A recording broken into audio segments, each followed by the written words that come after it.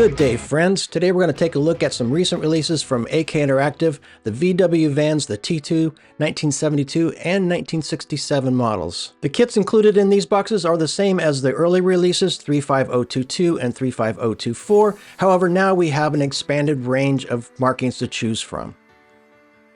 These kits are molded in gray plastic. The parts themselves are crisp and clean with no sink marks nor flash.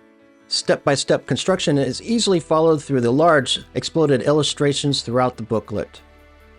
The large windows in these vans will provide ample viewing into the interior of these vans. As such, I'll be painting both the interior and exterior as I go along, using a combination of paints and markers.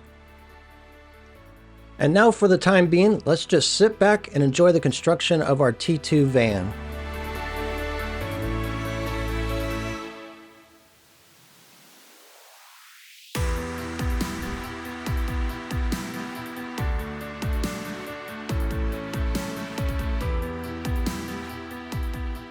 With the construction nearing completion, now I can move on to painting and the markings. Overall, the model was first given a primer layer using white.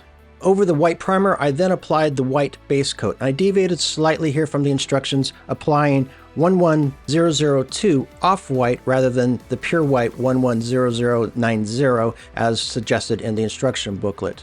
I then gave this an overall coating of gloss varnish in preparation for the next steps. As you can see, the markings options that I have chosen is the bright Marlboro advertising truck, and for that there's going to be quite a bit of masking. That's one of the reasons I used the gloss coat, just so that the tape had a nice surface with which to adhere to. Next comes the application of the bright red color for the advertising, and the colors once again are called out in the instruction booklet both for Generation 3 and Real Color paints. I will admit that I'm somewhat of a lazy modeler, and so when I mix my paints I do it generally directly in the airbrush cup.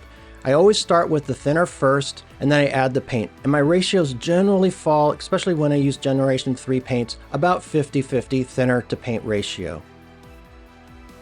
I then give it a good mix within the cup, give it a few test shots over to the side, and then I'm ready to paint.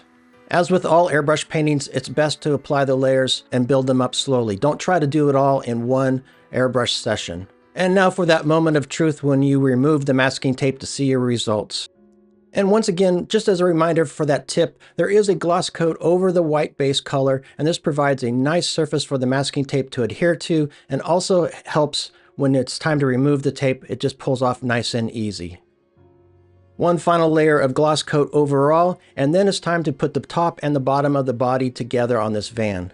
If I can make one suggestion during construction, leave the doors and windows off until you've put the body onto the chassis. It is a tight fit and there is some manipulation and squeezing involved here, and chances are you'll probably just pop off the doors or maybe even put your finger through the window just by mistake. So best off just put those two together, the doors and windows then to slide in nice and easy.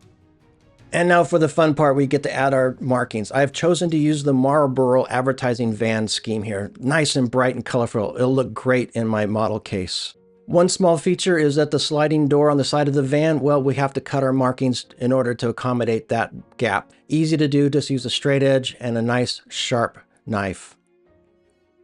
The decals are very easy to work with. Just simply dip in some water, let them set for a few moments to separate from the backing film, and apply onto the model itself. Nudge it into place, get everything ready to go, and to finish everything off, just a light application of decal adapter just to make sure everything is nice and set and snuggled down into place. And finally, just those last little bits of construction. These are just the most delicate of pieces. This would include the door handles, the windshield wipers, the mirrors, all those little bits that I just didn't want to knock off during construction. And then as a final step, just some light weathering. After all, this is an advertising truck used in the city, so the weathering would be on the sparse side. I'm using gouaches here. Easy to manipulate, easy to adjust the colors, and gives a real nice dusty appearances, especially around the wheels and wheel wells. I really enjoy working with these vans. Really nice addition to my model collection, and now with the new release, we have so many different marking options. I hope you've enjoyed this video, and I hope you enjoy building one of these VW vans.